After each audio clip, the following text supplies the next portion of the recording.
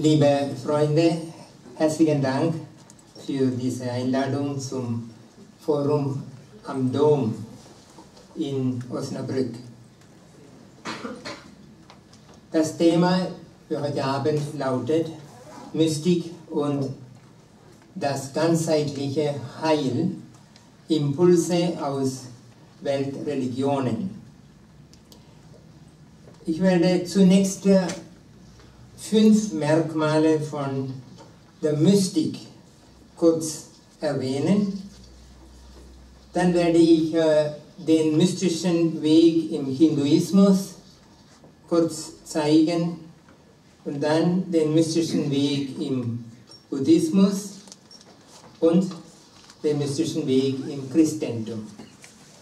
Das ist, was ich heute Abend von mir aus vorhabe, und vielleicht haben Sie genug Impulse für eine weitere Diskussion danach. Heil besteht im Ganzwerden. Jede Fragmentierung verursacht Unheil. Wie verhilft die Mystik dazu, die Wirklichkeit ganzheitlich zu betrachten, also zum Heil zu gelangen? Darüber reflektieren wir heute Abend. Es gibt doch einen Unterschied zwischen Gesundsein und Heilwerden. Gesundsein ist eine körperbezogene Angelegenheit. Das Heilwerden besteht in einem ganzheitlichen Prozess. Auch ein Mensch, der vor einer unheilbaren Krankheit betroffen ist, könnte das Heil erfahren, indem er die heilende Gegenwart des Göttlichen gerade in der Krankheit intensiver spürt. Und so kann auch eine Krankheitsphase eine Gnadenzeit bedeuten. Umgekehrt könnte ein körperlich gesunder Mensch sehr viel Unheil und Zerrissenheit in sich erfahren und auch um sich stiften. Das Heilwerden ist ein ganzheitlicher Prozess, der den Geist und Leib verwandelt und den Einzelnen und die Gesellschaft mit einbezieht. Es geht hier um eine ganzheitliche Schau der Wirklichkeit, um eine befreiende Lebenshaltung. In einer heilsamen Selbsterkenntnis könnte man sagen, ich bin ein Zweig am göttlichen kosmischen Baum. Ich lebe aus dem göttlichen Wurzelgrund, gespeist vom göttlichen Saft des Geistes. Also mit allen Geschöpfen bin ich tief verbunden, denn wir sind Zweige, nicht bloß miteinander, sondern auch Zweige voneinander. Einer nährt den anderen. Jeder speist jeden anderen. Es gibt eine ganz tiefe Verbundenheit, nicht bloß unter uns Menschen, sondern auch mit den Dingen der Natur. Papst Franziskus spricht davon in Laudato Si. Das ist das Bild, das ich langsam heute Abend entwickeln will. Also, in den begnadeten Augenblick dürfen wir doch sagen, ich bin ein Zweig am göttlichen Baum, tief verbunden mit allen Wesen. Wie hilft uns die Mystik dazu? Ich möchte hier 5 Grundmerkmale der Mystik kurz erwähnen. Erstens, das Wort Mystik stammt aus dem griechischen Verbum myein, das heißt sich verbergen oder Augen schließen. Mystik ist das Grundgespür für das Verborgene, für das Geheimnisvolle, für das Mysterium des Lebens. Die Mystiker aller Religionen stehen mit einem Staunen vor dem großen Geheimnis des Göttlichen. Das Gespür für das Unfassbare öffnet einen ungeheuren Horizont für die Suche nach Gottes Erfahrung. In diesem Horizont meldet sich in der Mystik die Frage, wer bin ich? Alle Mystiker, die Sufis, die Hindu-Meister, die Zen-Meister, christliche Mystikerinnen und Mystiker, alle stellen diese Frage, wer bin ich eigentlich? Bei keiner Teilantwort auf diese Frage bleibt der Mystiker zufrieden stehen. Eine Grundspannung zwischen Dogmatik und Mystik ist in allen Religionen vorhanden. Zweitens, die alles durchdringende und alles transzendierende Wirklichkeit des Göttlichen wird in der Mystik als eine dynamische Gegenwart erfahren.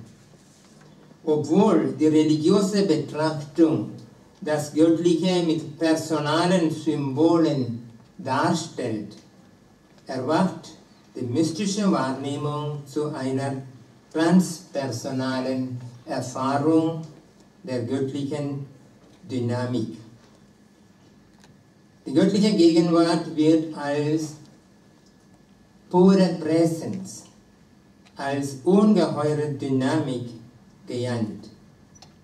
In der Mystik ist das Göttliche nicht einfach ein personales Gegenüber, sondern wie eine verborgene und alles belebende, sprudelnde Quelle mit einer inneren Seinsdynamik. Die heutige Physik sagte, alles ist Bewegung. Alles ist in Bewegung. Es gibt keine Materie. Materie ist Energie, heißt es. Wenn alles in Bewegung ist, dann ist das Göttliche die Urbewegung, der Urantrieb. Gott ist Geist. Drittens, in diesem göttlichen Strom, in dieser Dynamik des Geistes entfaltet sich der gesamte Kosmos. Darin ist alles mit allem tief verbunden. Existenz ist Koexistenz. Wie an einem kosmischen Baum entfalten sich alle wie Zweige miteinander und durcheinander. Jeder nährt jeden anderen. Jedes kleinste Geschöpf hat einen Platz im sich entfaltenden Kosmos. Die Mystik schaut alles mit einem göttlichen Auge an. So wird der gesamte Kosmos als eine Theophanie wahrgenommen. Das heißt, das Göttliche scheint durch alles. Die Schöpfung ist Gottes Tanz. Viertens, in diesem Prozess entfaltet sich auch das menschliche Leben. Die ganze Schöpfung ist wie eine kosmische Symphonie. Der Einzelne wird in das Ganze eingestimmt. Das Bewusstsein des Einzelnen schwingt mit dem kosmischen, göttlichen Bewusstsein. Die Dynamik des göttlichen Geistes setzt alles in Bewegung. Der Mensch realisiert diesen Heilsprozess als Vergöttlichung des Menschen. Theosis haben die Kirchenväter genannt. Eingliederung in das göttliche Leben, Vereinigung mit Gott. Paulus sagte, am Ende wird Gott alles in allem sein. Und Heil besteht in dieser Ganzwerdung. Und 5. Die Lebensgestaltung mit diesem mystischen Blick ist von Barmherzigkeit gekennzeichnet.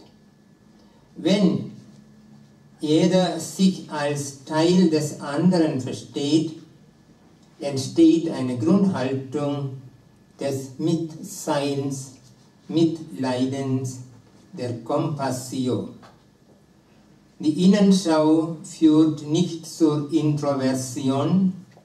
Liebe überwindet den Schmerz des Leides und verbindet die Herzen in der göttlichen Tiefe. Die Mystik betrachtet die Liebe nicht als eine Emotion, die wir erzeugen, sondern als eine kosmische, göttliche Energie, die wir empfangen dürfen. Also Liebe ist eine Kraft in der Schöpfung, ein Strom, der einen göttlichen Ursprung hat. Und dieser Strom fließt durch unser Herzen. Wir können nur Liebe empfangen, nicht erzeugen. Gottes Liebe fließt durch uns als Barmherzigkeit. Mit diesem Grundverständnis von Mystik schauen wir jetzt auf die mystischen Wege der östlichen Spiritualität zunächst, vor allem im Hinduismus und im Buddhismus. Hinduismus ist keine einheitliche Religion, sondern ein Kulturerbe, eine ständige Suche nach dem Geheimnis des Göttlichen. Es gibt vielfältige Strömungen in der hinduistischen Mystik, die eine enorme Spannweite zwischen Dualität und Nicht-Dualität, zwischen Devotio und Contemplatio, Bhakti und Jnana umfasst. 3 Elemente sind Grundfaktoren der hinduistischen Mystik.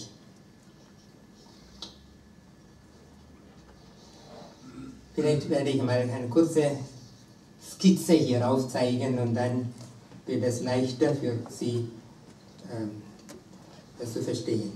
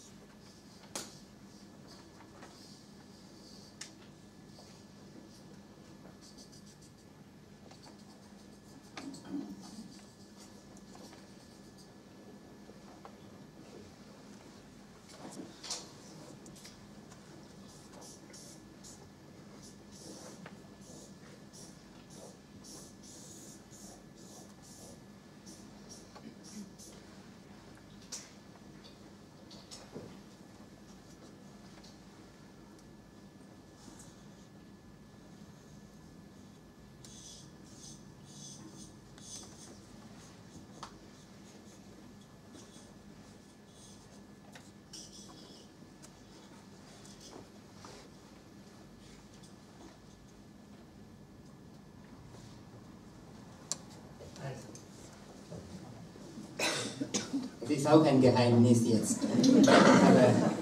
Aber meine deutschen Zuhörer sagen immer wieder, die vergessen meine Worte, aber meine Skizzen lassen die nicht in Ruhe. Das sind die 3 Bewusstseinsbereiche.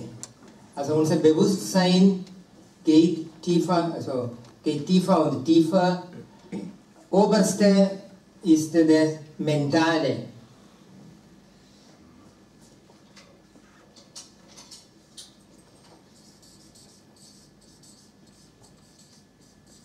Dann der zweite ist der psychische. Und der dritte ist der intuitive.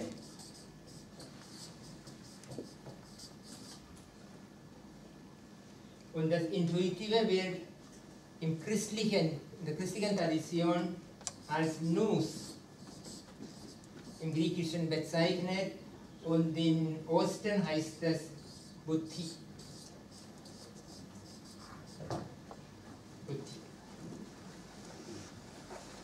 So, jetzt können Sie vielleicht mich besser verstehen. Also, der erste ist der Verstandesbereich, der oberste Bereich. Dann haben wir das sogenannte Unterbewusstsein, ne? Der psychische Bereich. Und dann kommt die intuitive Wahrnehmung im Menschen. Dafür ist ein inneres Organ vorhanden in uns. Die Kirchenväter bezeichnen das als Nous.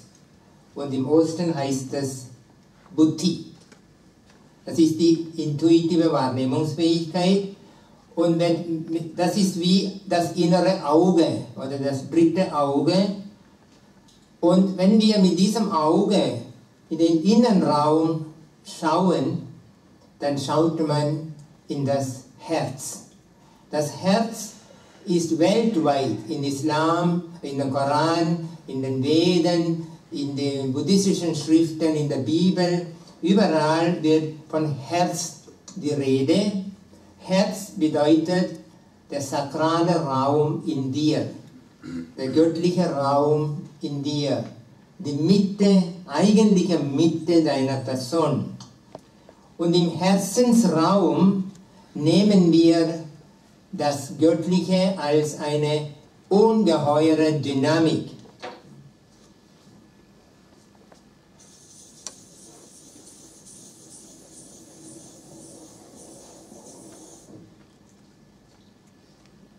Also nicht ein statisches Gottesbild, sondern eine enorme Bewegung. Und darin treffen sich alle Mystikerinnen und Mystiker von allen Religionen.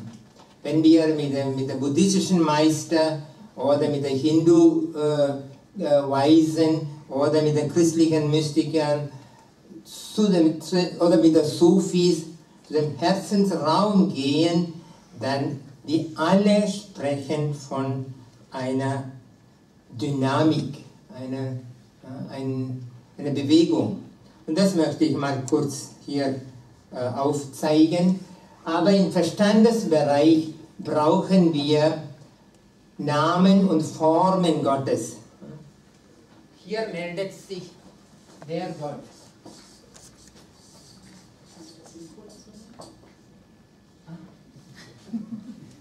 Hier.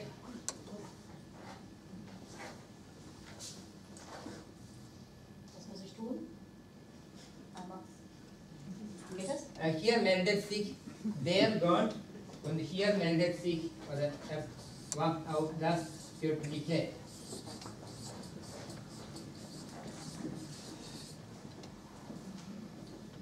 Also der Gott mit personalen Namen und Formen, der Gott taucht auf im Mentalen. Und wir alle brauchen Gottes Bilder, Gottes Namen. Wir alle brauchen das, solange wir Verstandesmenschen sind. Wir reden über Gott, wir sprechen zu Gott, wir beten zu Gott, wir brauchen das. Aber die Mystiker, und das ist der Grund Anliegen der Mystik in Weltreligionen. Die Mystiker sagen, Namen und Formen ja, aber darüber hinausgehen. Hinaus in die Tiefe, in die tiefe Stille und durch diese Türe des Herzens, durch den Nuss hineinspüren und im Herzensraum das Göttliche als eine ungeheure Seinsdynamik wahrnehmen. Ich glaube, das ist der Grundansatz der Mystik in allen Religionen. Und da möchte ich mal kurz hinduistische Mystik hier ansprechen. Die göttliche Wirklichkeit ist eine enorme Seinsdynamik, sagen die Hindu-Meister. Das Göttliche wird in den Upanishaden, also den klassischen Quellen der hinduistischen Mystik, als Brahman genannt. Brahman. Dieses Wort Brahman ist kein Name für Gott, sondern das ist eine Bezeichnung. Das Wort Brahman, es kommt aus der Sanskrit-Wurzel Br, das heißt sich transzendieren, anschwellen, expandieren. Also Brahman eigentlich bedeutet Expansion. Je größer und größer und größer. Das ist die Bedeutung des Wortes Brahman. Darum, also das Göttliche ist eigentlich eine enorme Expansion, eine enorme Ausweitung. Darum sprechen die von tanzenden Shiva zum Beispiel. Das, woraus alles entsteht, das, wodurch alles in Bewegung gesetzt wird und das, worin alles hineinfließt, das ist Brahman. Das ist das Göttliche, so heißt es in den Upanishaden. Ein zweiter Punkt. Wir Menschen erfahren diese göttliche Seinsdynamik nicht mit dem Verstand, sondern mit der Buddhi. Und da machen die Hindu-Meister einen Unterschied zwischen Verstand und Nus oder Buddhi. Manasastu para buddhihi. Das ist der große epistemologische Prinzip. Der Verstand oben vergegenständigt alles. Aber die Buddhi schaut in die Tiefe der Wirklichkeit, um die Einheit wahrzunehmen. Das heißt, im Verstandesbereich oben meldet sich Dualität. Immer Dualität. Ich, du, ich, es, ich, Gott. So, immer Dualität. Im Herzensraum aber nur Einheitserfahrung. Es gibt kein Gegenüber. Die Buddhi schaut in das transpersonale Geheimnis und sucht eine mystische Alleinheit. Also nicht bloß mit dem Göttlichen, sondern auch mit allem Wesen. Darum sprechen die von Alleinheitserfahrung. Sarva Bhutatma Bhutatma. Das Selbst in mir ist das Selbst von allem, heißt es. Drittens, um diese Buddhi, diese intuitive Wahrnehmungsfähigkeit aufzuwecken und die göttliche Dynamik zu erfahren, werden Mantras erwähnt. Ein Mantra ist nicht ein Wort, das eine begriffliche Bedeutung hat und mit dem Verstand erfasst wird, sondern ein Mantra ist ein Laut, der in den Innenbereichen Schwingungen erzeugt. Also Mantra kann man nicht verstehen mit dem Verstand, sondern wenn man Mantra wiederholt, dann kommt man in eine Schwingung hinein. Man schwingt mit der göttlichen Gegenwart. Der klassische Mantra lautet Om. Om. Und durch die Wiederholung von Om sinkt das Bewusstsein von Verstandesbereich in den Herzensraum, von Dualität zur Einheitserfahrung. Das Bewusstsein des Einzelnen wird in das göttliche, kosmische Bewusstsein eingestimmt.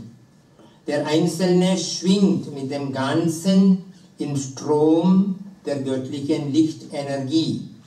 Die mystische Einheit, die daraus entsteht, ist nicht einfach eine statische Innewohnung in Gott, sondern ein dynamisches Mitschwingen im göttlichen Lebensstrom. Aber das ist das Wesentliche bei der hinduistischen Mystik. Die sprechen nicht von der Innewohnung Gottes im Herzensraum, sondern die Seele schwingt mit dem Geist, mit dem Göttlichen. Der Mensch kommt in diese Schwingungssphäre des Göttlichen. Und wenn man in diese Schwingung reinkommt, dann kann man nur sagen, Aham Brahma Asmi. Ich bin göttlich. Ich bin göttlich. So, darum sagen die upanishadischen Meister, wer Gott erkennt, wird göttlich. Wer Gott erkennt, wird göttlich. Lass ich das so stehen, kommen wir zum Buddhismus. Buddhismus zeigt einen ethischen Weg, der aus der Mystik entsteht. Die Erleuchtung in Gautama Siddhartha, die eigentlich in jedem von uns geschehen soll, bietet eine dynamische Weltsicht. Darin können wir 3 Grundelemente betrachten.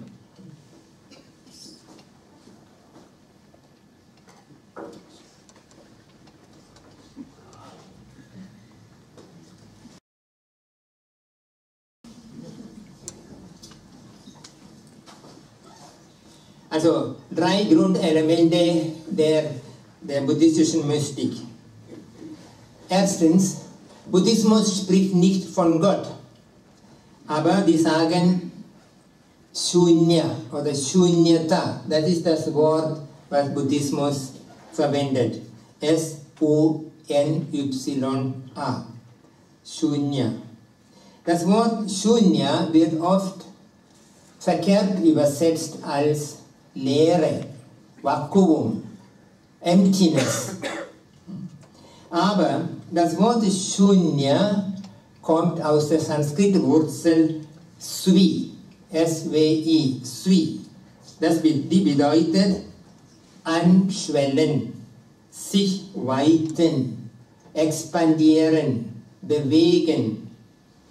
Also das Wort Shunya ist nicht einfach Leere, statische Leere, Vakuum, sondern Shunya eigentlich bedeutet eine ungeheure Seinsdynamik.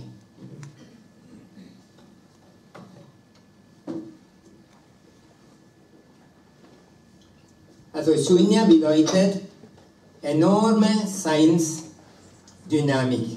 Und das ist, was Buddha erfuhr in seiner Erleuchtung.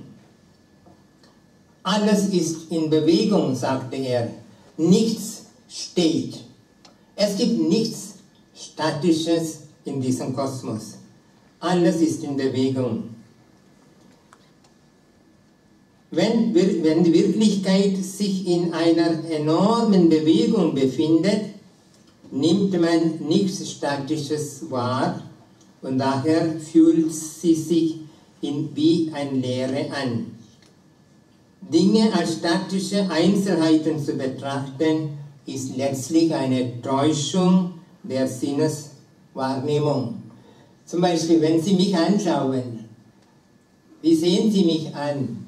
Ein statischer, von dieser Größe, von dieser Form, nicht? So betrachten Sie mich. Aber in Wirklichkeit, ich bin ein fließendes Wesen. Nicht?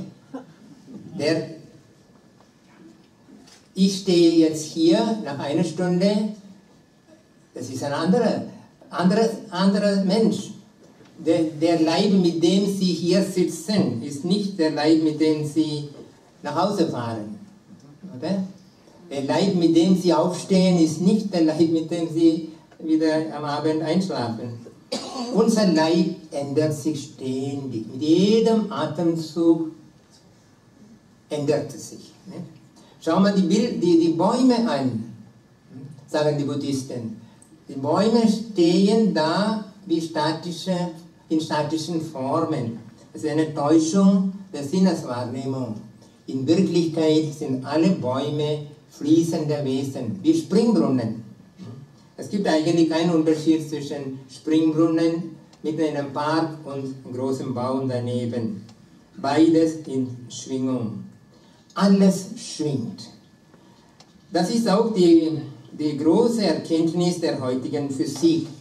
Alles ist in Bewegung. Darum haben viele Physiker heute eine große Faszination für Buddhismus. Weil Buddha erkannte das durch seine Buddhi, durch das innere Auge. Ein zweiter Punkt. In diesem Schwingungsfeld ist jeder mit jedem anderen tief verbunden. Von der subatomaren Sphäre bis in die Sternenwelt bewegt sich alles und das Ganze entfaltet sich in dieser Seinsdynamik. Es gibt nichts, was getrennt bleibt. Es gibt nichts, was unbeweglich steht. Alles ist mit allem verbunden. Pratita Samutpada heißt es im Buddhismus. Alles ist mit allem verwoben. Alles schwingt miteinander. Und das ist eine Erkenntnis, die wir nicht selbstverständlich von Verstand her haben können, weil der Verstand vergegenständigt alles. Der Verstand kann etwas verstehen nur als Statisches. Aber die Buddhi nimmt alles wahr in der Dynamik. Ein dritter Punkt. Ein einfacher, aber wirksamer Weg zu dieser Wahrnehmung, dieser Erkenntnis, sagen die Buddhisten, ist Atembeobachtung. Sie kennen das von Zen-Buddhismus. Einfach sitzen und Atem spüren. In vielen buddhistischen Meditationspraktiken öffnet diese Übung einen einfachen Zugang zur Versenkung. Am Atem erfährt man die Zerbrechlichkeit der Existenz, das Angewiesensein auf den kosmischen Lebensstrom. Durch die Beobachtung des Atemstroms wächst auch eine innere Freiheit, dadurch, dass man erkennt, ich atme nicht, es atmet. Das ist die Gnade der buddhistischen Meditation. Zu dieser Erfahrung zu kommen. Langsam tritt das festgefahrene Ich zurück. Der Übende befindet sich in einem raumfüllenden kosmischen Energiestrom und dabei realisiert er, dass alles im Fließen ist. So ganz kurz zu hinduistischen und buddhistischen Mystik. Jetzt kommen wir zur christlichen Mystik. Ich möchte hier 6 Punkte kurz erwähnen.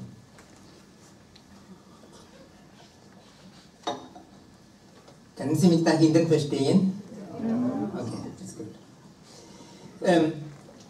Also, wir kommen zu christlicher Mystik.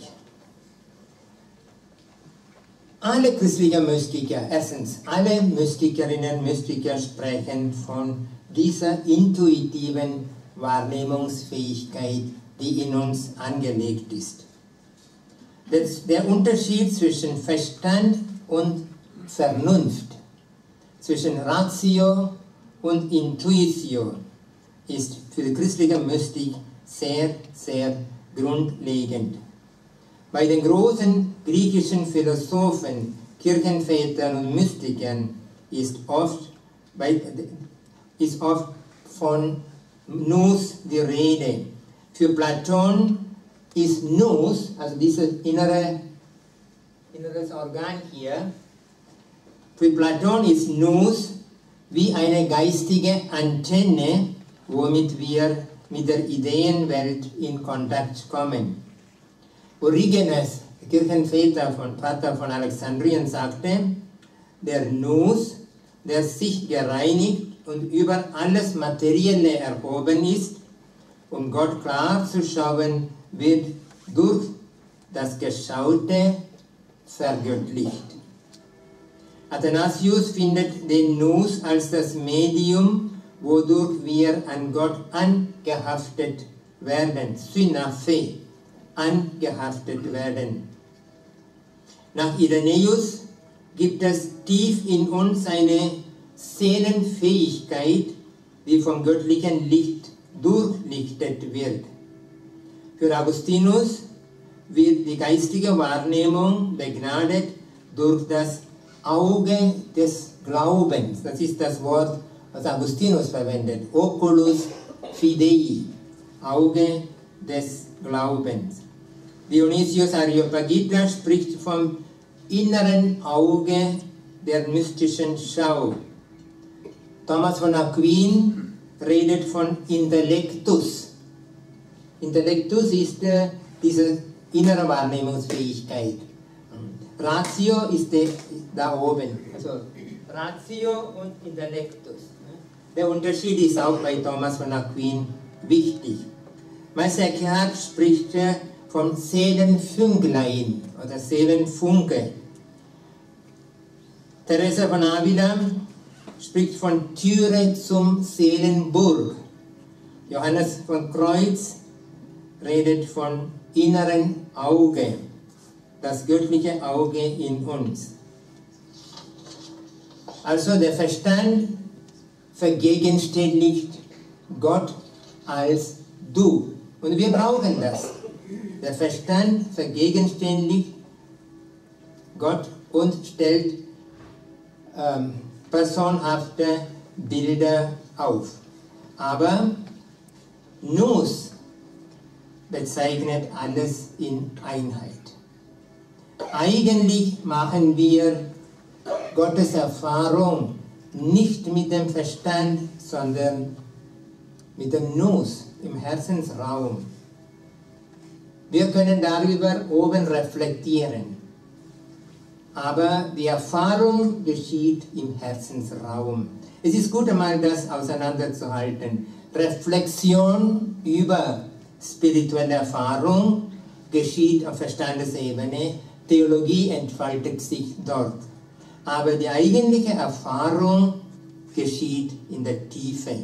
Darin gibt es überall eine Spannung zwischen Mystik und Theologie. Denke an eine Inquisitionszeit im Mittelalter. Wie viele Mystikerinnen hat die Kirche verbrannt? In öffentlichem Platz einfach in Flamme gesetzt. Warum?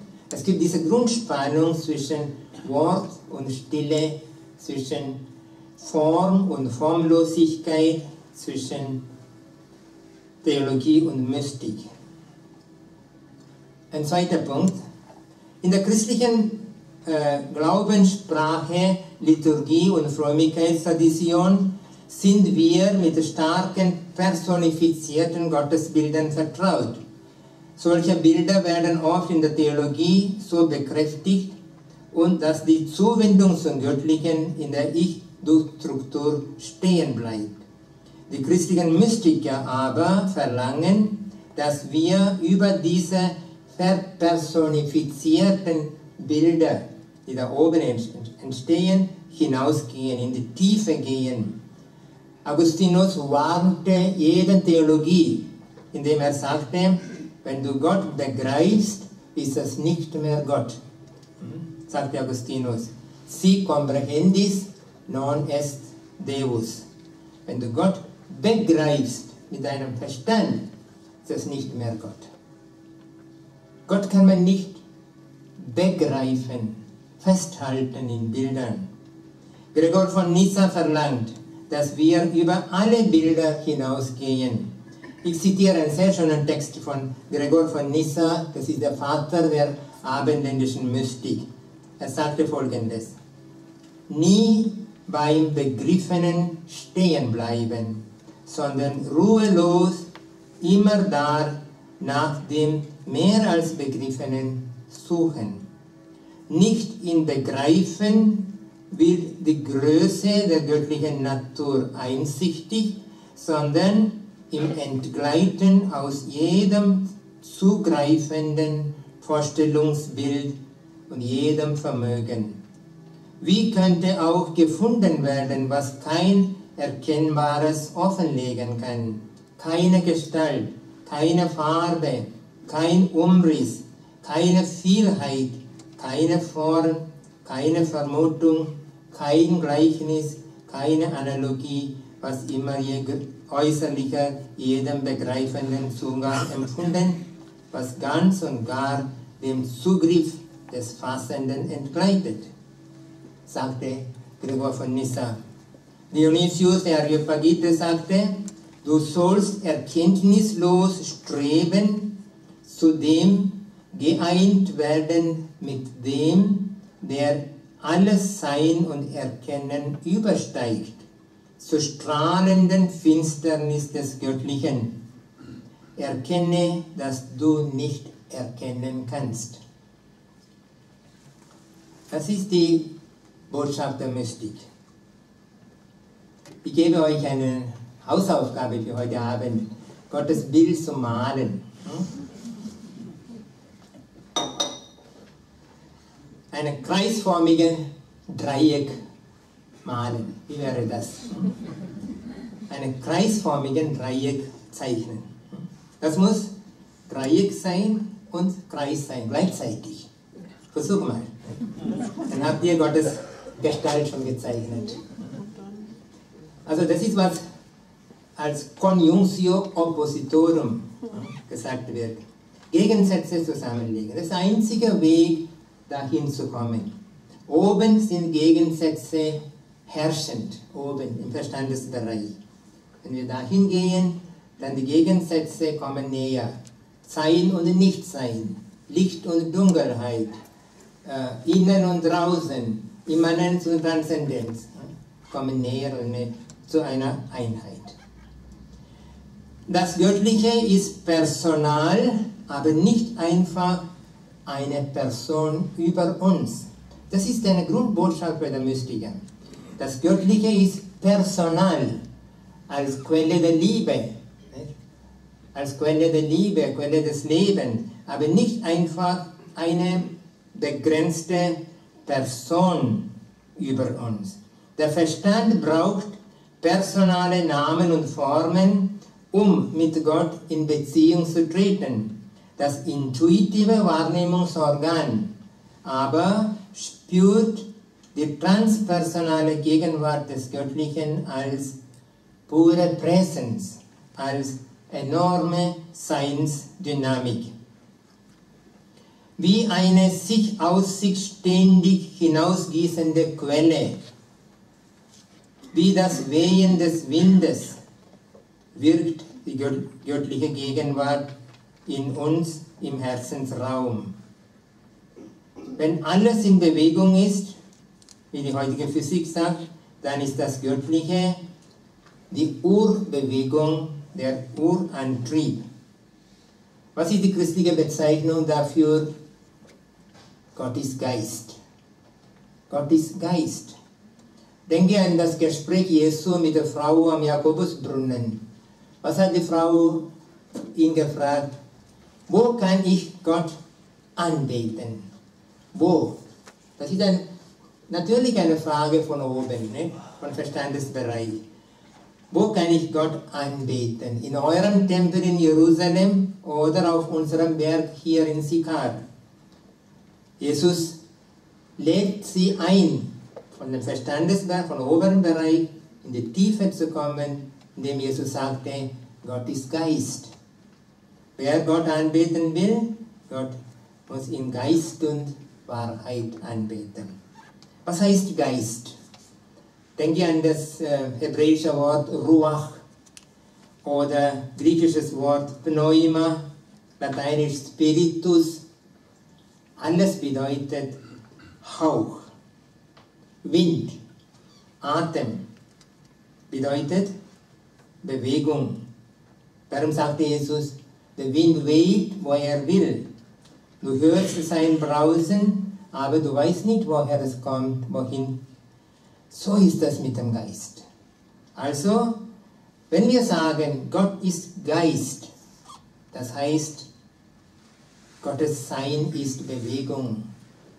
Es ist nicht was Festes, sondern es ist eine enorme Seinsdynamik. Ein zweiter Begriff, wovon wir Christen so vertraut sind, ist, Gott ist Dreifaltigkeit. Gott ist Trinität. Leider haben wir im Volkskatholizismus 3 Götter daraus gemacht.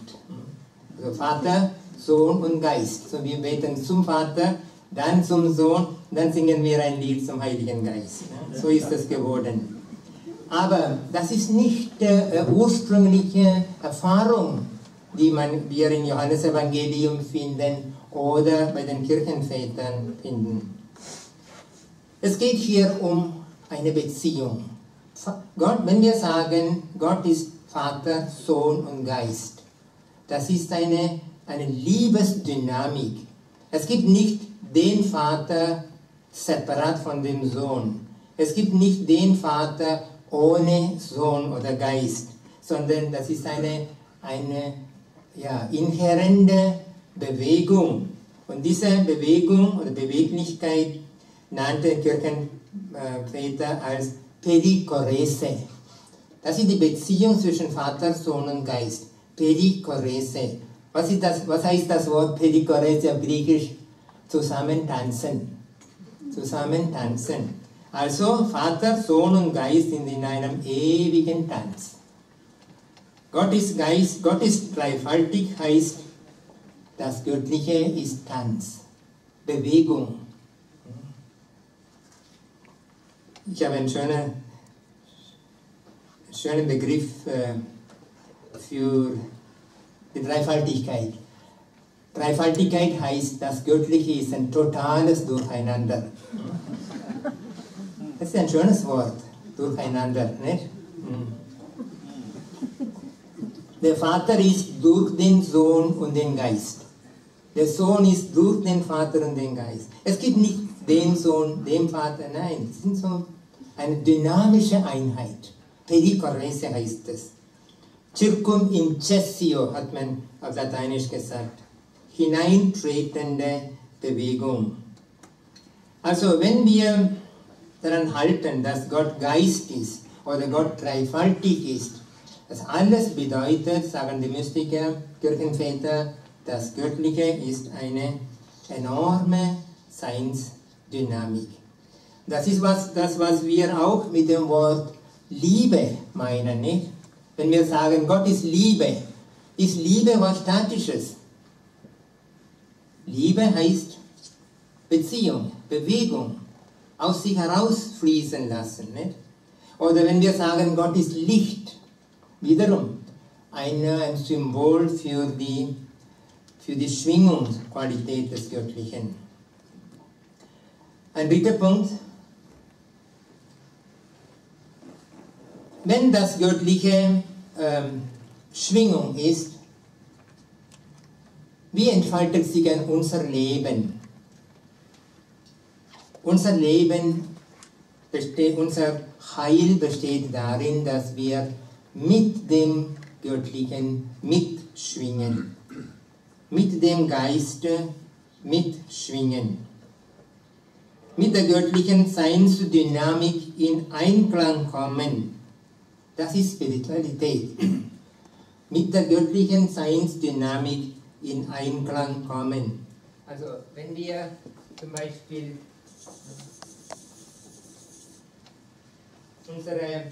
unser wahres Selbst, unsere Seele, wie wir bezeichnen, nicht? Unsere Seele so aufzeichnen könnten. Also wenn das die Seele ist und der andere das göttliche Geist ist, dann ist eine dynamische Einheit zwischen Gottes Geist und menschlicher Seele. Eine dynamische Einheit, nicht eine statische Innewohnung. Eine dynamische Einheit. Jesus verwendete zum Beispiel das Bild, ich bin der Weinstock, ihr seid die Reben, sagte Jesus. Ne? Ich bin der Weinstock, ihr seid die Reben. Was ist die Beziehung zwischen Weinstock und den Reben?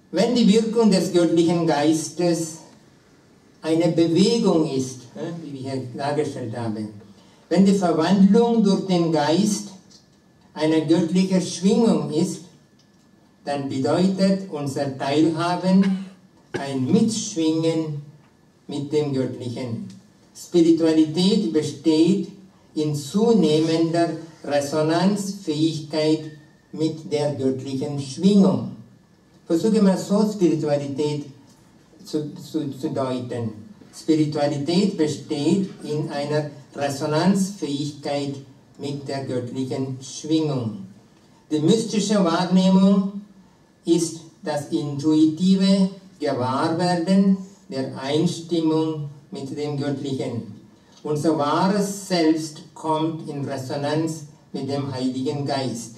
In begnadeten Augenblicken erwacht in uns das Bewusstsein der tiefen Einheit mit dem Göttlichen.